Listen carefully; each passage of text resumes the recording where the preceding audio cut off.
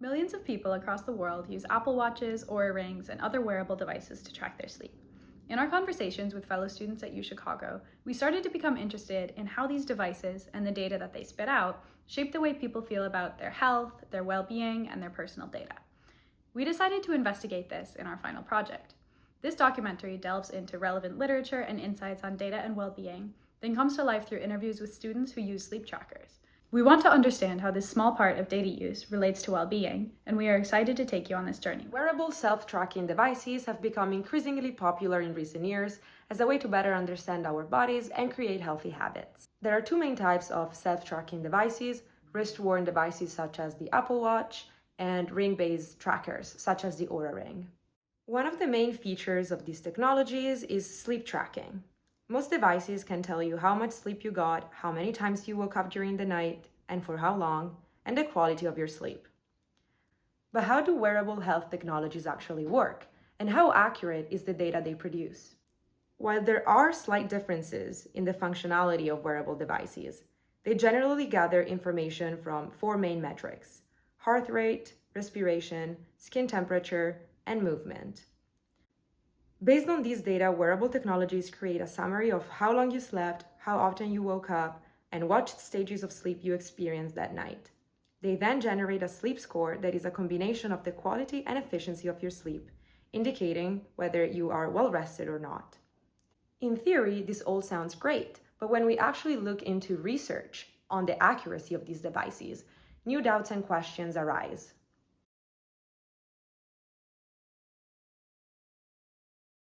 Kynek et al. 2024 analyzed the accuracy of 5 different commercial sleep tracking devices against polysomnography and found that they were generally accurate in measuring total sleep time, but performed poorly in measuring waking moments in the night. They all tended to overestimate short wake times and underestimate long wake times. All devices also overestimated REM sleep, while there was some variability across devices in the accuracy of light and deep sleep measurements. The accuracy of wearable technologies also varies depending on factors such as skin color and body type. Most wearables use photoplethysmography to detect heart rate by shining light into the skin and measuring changes in blood flow.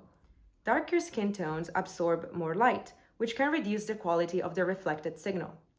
Similarly, larger body sizes or higher fat content can interfere with sensor readings and reduce the clarity of motion and heart rate reading. These technical limitations may lead to systematic bias in sleep tracking performance, especially in underrepresented groups, and could worsen existing health disparities if not addressed. The Western-centric design and calibration of wearable sleep tracking devices also poses a concern regarding their claims of objectivity and global application. Most commercial devices are developed and tested on data from North American and European populations, where sleep is generally longer, more consistent, and less fragmented. As a result, these algorithms are optimized to perform well under those specific conditions. In contrast, Willoughby et al. Examined over 54 million nights of sleep from 226,000 Oura Ring users in 35 countries, revealing that people in Asian countries tend to sleep less, fall asleep later, and experience greater weekday sleep variability than those in Europe or North America. When wearables are applied in these contexts without proper recalibration, they may misclassify sleep stages, overlook wakefulness, or inaccurately estimate sleep duration and quality. This not only reduces the utility of these devices for individuals in these regions, but also risks generating biased or misleading insights in global health research. This reinforces a digital health divide where technologies designed for one part of the world may not serve the needs of other populations equally or effectively. When you wake up and look at your Oura Ring or your Apple Watch, you're not just seeing a reflection of your sleep. You're seeing a number, a sleep score, that claims to distill an entire night's worth of movement, heart rate variability, and body temperature into a single objective truth. But what if that number isn't as neutral as it seems?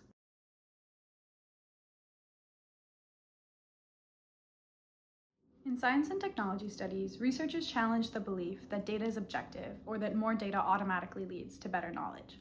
In her famous book, Artificial Unintelligence, Meredith Broussard calls this belief techno-chauvinism, the fallacy that computational solutions are superior simply because they're technological. She warns that just because something is derived from an algorithm doesn't mean it's fair, accurate, or meaningful. Sleep tracking devices are often marketed as giving us deeper insight into our bodies and health, but the very notion that a device knows how well we slept better than we do ourselves reflects this technocentric ideology. The human experience of rest becomes subordinate to a quantified sleep score, and we let it happen. In their 2015 article, Gina Neff and Don Nafis argue that self-tracking isn't just about information, it's about values.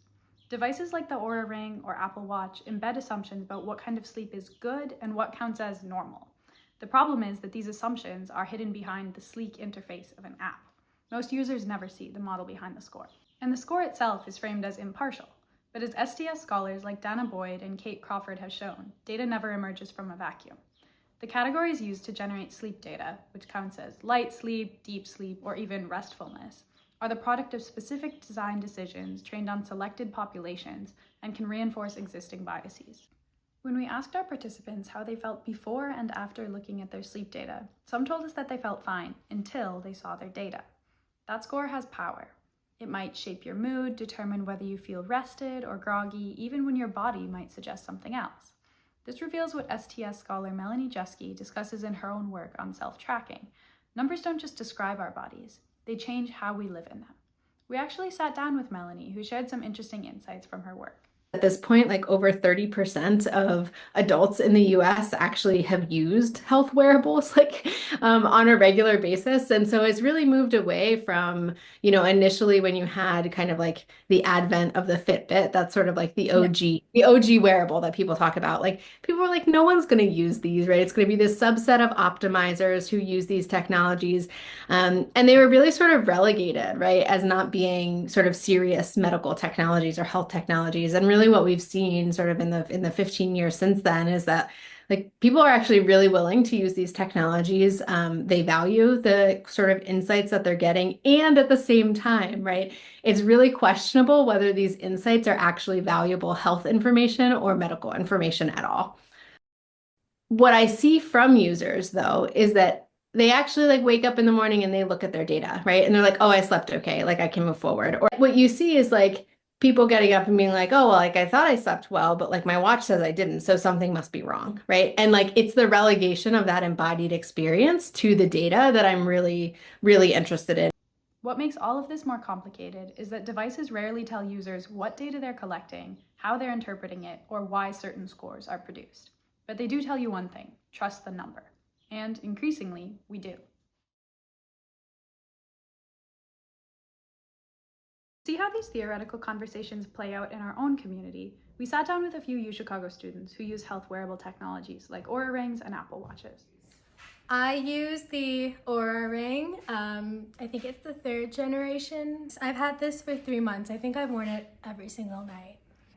It's kind of a habit at this point where I like to see how I slept. It tracks my breathing regularity as well, how much I was tossing and turning. I typically sleep well because I love to sleep, so it's more so fun to see just how much I slept. I use the Oura Ring. I think it's like generation 3. My parents actually got them for me and all my siblings for Christmas. They are really into self-tracking devices for their own health. So mainly to track health-related things, particularly for the Oura Ring related to tracking menstrual cycle. I've had it for a year and like 3 months now. I wear it every single night. I check it like every day. I have a 9:30 a.m. class. I feel like I normally like check it like in class, like after, like if I'm feeling tired or not. Like I just want to see. I have an Apple Watch, and I use my Apple Watch to track my exercise and sleep. And I check it about once every 3 days, and it always, most of the time, it tells me hours that are less than what I thought I slept. So sometimes it makes me feel more tired. I think tracking my sleep has helped me understand how my sleep like differs across different like parts of my menstrual cycle.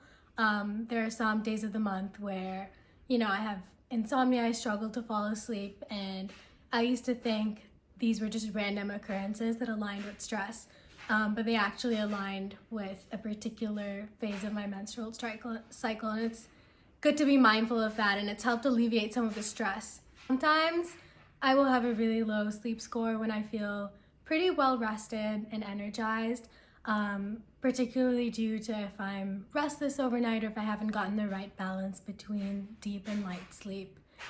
So sometimes the way I feel doesn't align with what I see on the app. I take it as a reason to relax a bit, but typically I try not to let it cloud my judgment too much. I think there's a fine line between kind of being a slave to the data and just knowing too much about your body and having that influence how you feel. So I try to differentiate between the two. So I just check my phone. I either allow myself more like leeway if it says like I like haven't like slept well or my readiness is low. But I feel like, so I give myself more leeway. So I feel like I let myself chill more versus like if I check on it and it's like, oh my God, you should be having the best day ever. I'm like, you need to like up your calorie burn. I'm like, like maybe I will, but yeah. I love tracking my sleep. I think related to like alcohol, it's also really interesting to see like your difference in like your like heart rate. I feel like that type of measures as well as like HRV is really interesting. And it's also just like fun to like compare with other people, I guess, like because my whole family has Oura rings, so yeah.